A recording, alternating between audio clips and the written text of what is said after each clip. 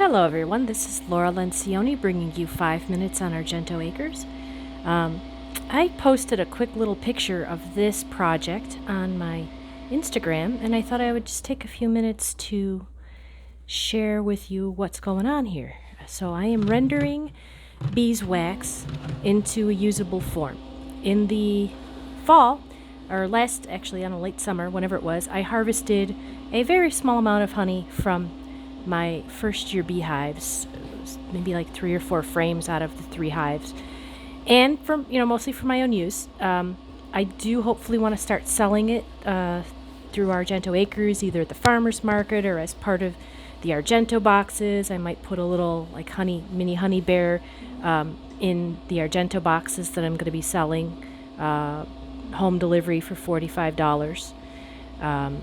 As part of the Argento boxes are sort of a sample of everything that's in season, kind of like a CSA box, but without me doing a full CSA. It's kind of my first foray into doing a CSA type offering.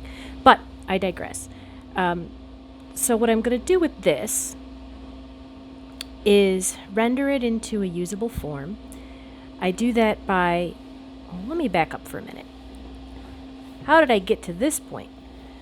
Because I have such a small amount of honey to harvest, such few hives, I have not invested in a honey spinner, an extractor, which is usually a machine that can hold 4 or more frames of honey, and then either hand cranked or with a motor it spins it, and it spins all the honey out, and then you end up with empty honeycombs that you can then put right back in to your beehive, and then the bees will just continue to fill those, with minimal damage to their little honey cells, which is great. But if you're that small that you're only harvesting 4 frames, that's an expensive piece of equipment. This is a crush and strain method bucket where it has 3 filters. And it's not to be confused with filtered honey that you buy commercially. These are pretty coarse filters. You're still getting the full goodness of your honey, including a little bit of pollen and propolis. What you're filtering out is just some of the debris that might be in a beehive, and you're filtering out the big chunks of wax, so you're just getting honey. So what you do is you cut out the comb and you squish it up. I don't know why I'm making this motion with my hands. I usually use like sometimes a potato masher or something like that, just to break up the honey, and then you just allow it to drip into the bucket. If it's hot, it takes less time because the honey flows. If it's cooler, it takes a little longer, but you just keep doing that until your bucket is as full as you can get it, and then you can either store it in here for however long you need to. It's got a nice snap-on lid, or you can just open up this valve and fill your jars with honey.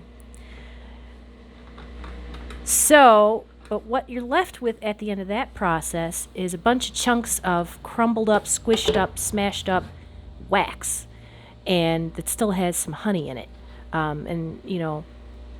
Like if I was making mead, I would probably rinse that out and then take the honey water to make my mead.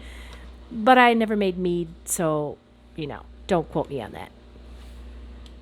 Anyway, that spent wax is still a good product. But you can't use it straight like that because it's still full of bits of honey. So what you do is you fill up a slow cooker. This very old slow cooker has now been dedicated just to rendering wax, and you fill it kind of like halfway with water, and then you just dump your crumbled up wax comb into here, and you stir it. And then when it melts like this, you'll start to see a bunch of kind of gunk that I mean, it looks nasty, but it's actually, you could even eat these little black flecks. That's just bits of older comb that the bees have used for longer. It's perfectly fine. There's nothing wrong with it, but you can't use it, for instance, to season your pots with or whatever. So you want to make clean beeswax. You melt it. I scooped out as much debris as I could from the top, and then I'll turn this off because now it's fully melted. I'll turn this off and I'll let it, might as well do that now. I'll let it cool completely until the wax hardens and floats to the top. I will pour that water out, and again, like it's got some honey, that's a little bit of honey water, so I might even just pour that out for my flowers in the garden, and there's probably something beneficial still to that, or pour it down the sink or whatever. But anyway, discard it, and then you take that wax once it's fully cooled and hardened, and there will be a layer of kind of debris that you're going to want to scrape off, rub it off with your hands or scrape it off with the back of a butter knife or something. And then, if you get it, if it's clean as you want it, you're good to go. If it's not as clean as you want it, you can melt it, cool it, clean it, however many times to get it as pure as you want. I suppose you could even put it through some kind of a filter. I never have because I'm not making candles or anything like that.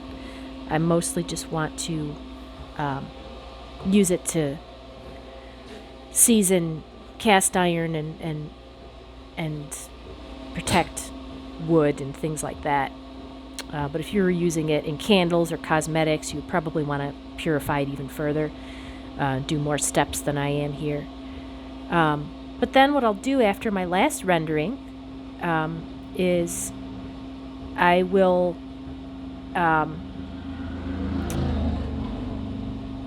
probably, there's a million different ways you could do this, but I'd probably wait for it to cool down one last time and then break. By then it'll be pretty thin because this is not a large volume of wax.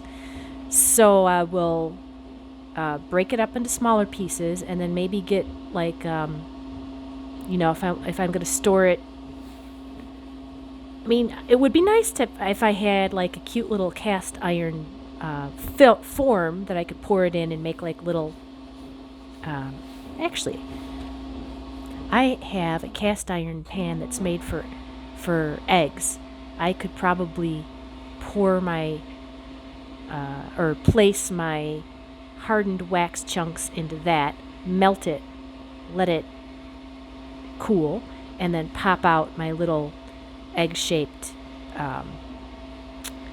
bars of beeswax. But at that point, you could do a million different things with it.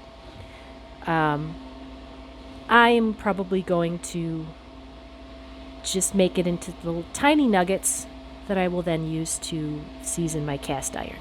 Anyway, that is way more than 5 minutes, but I hope you found that informative. And then, someday, when my hives are producing enough, I'll get a little more high tech and get a little more equipment and actually, do this on a larger scale, make some products for sale. Really, the ideas are endless. You could make cosmetics. You could make candles. You could make polish for, wood polish.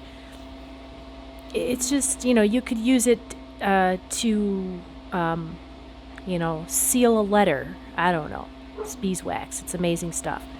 Anyway, I hope you found that to be interesting, and maybe I'll take some pictures and when it's completely done and show you the final product. I hope you have a good day. Take care. Bye-bye.